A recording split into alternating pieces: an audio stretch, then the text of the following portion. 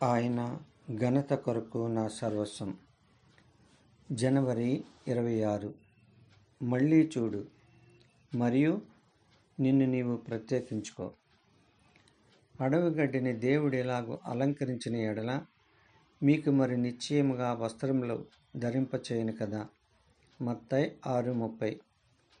యేసు మాటల్లోని నిష్కాపట్యము మనకు అర్థం కాదు, ఎందుకంటే మనలో నిష్కాపట్యం లేదు. యేసు మాటల్ని అర్థం చేసుకోవాలంటే మనం ఏం చేయాలి?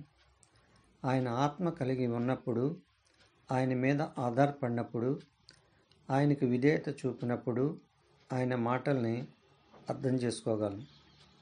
అప్పుడు ఆయన సత్యం మన జీవితంలో వాస్తవం కావడం చూస్తాం. అప్పుడు మన జీవితంలో ఎటువంటి కృత్రిమత్వము, ఎటువంటి కాపట్యము ఉండవు. యేసు ఏం చెప్పాడో చూడండి.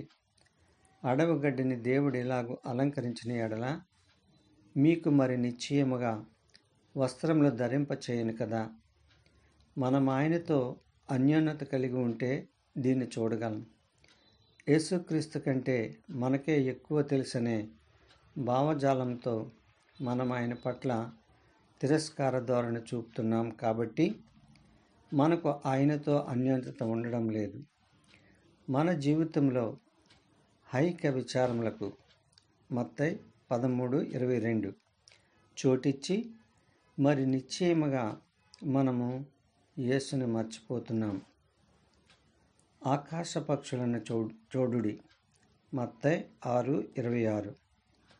ఆకాశ పక్షులు దేవుడు తమలో ఉంచిన స్వాభావిక ప్రవృత్తితో జీవిస్తాయి. ఇదే అవి దేవుని పట్ల చూపే విధేయత. దేవుడు వాటి అవసరాలన్నిటినీ తీరుస్తున్నాడు. దేవుడు మనతో ఇదే చెప్తున్నాడు. మనలో ఉన్న ఆయన ఆత్మ ద్వారా మనం ఆయనతో అన్యోన్యత కలిగి ఉన్నప్పుడు ఆయన మన అవసరతలన్నిటినీ తీరుస్తాడు. అడవి పువ్వులు ఎలాగూ ఎదుగుచున్నవో ఆలోచించుడి. మత్తయి 6:28.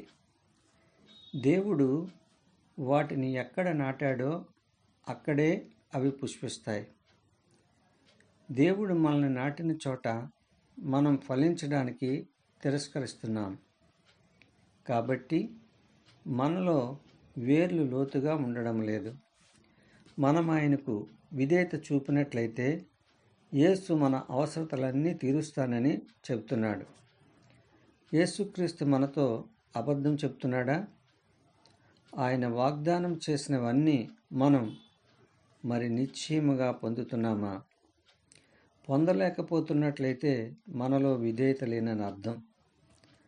అన్య మనస్కతలు మనల్ని కల్లోలపరిచి మనల్ని కలవరపరుస్తున్నాయని అర్థం. దేవుడు మనకిచ్చిన సేవ మీద మన దృష్టిని కేంద్రీకరించడానికి బదులు అర్థం లేని ప్రశ్నలు అడుగుతూ మనమెంత సమయాన్ని వ్యర్థం చేస్తున్నాం. మనల్ని మనం ప్రత్యేకపరచుకోవడం అంటే దేవుడు మనకు అప్పగించిన పనికి తప్ప అన్నిటికీ మనల్ని మనం దూరపరచుకోవడమని అర్థం. ఇది ఒకనాటి అనుభవం కాదు, ఇది నిరంతర ప్రక్రియ, మన జీవితకాలపు ప్రక్రియ. ప్రతిరోజు నన్ను నేను దేవుని కొరకు ప్రత్యేకించుకుంటున్నానా?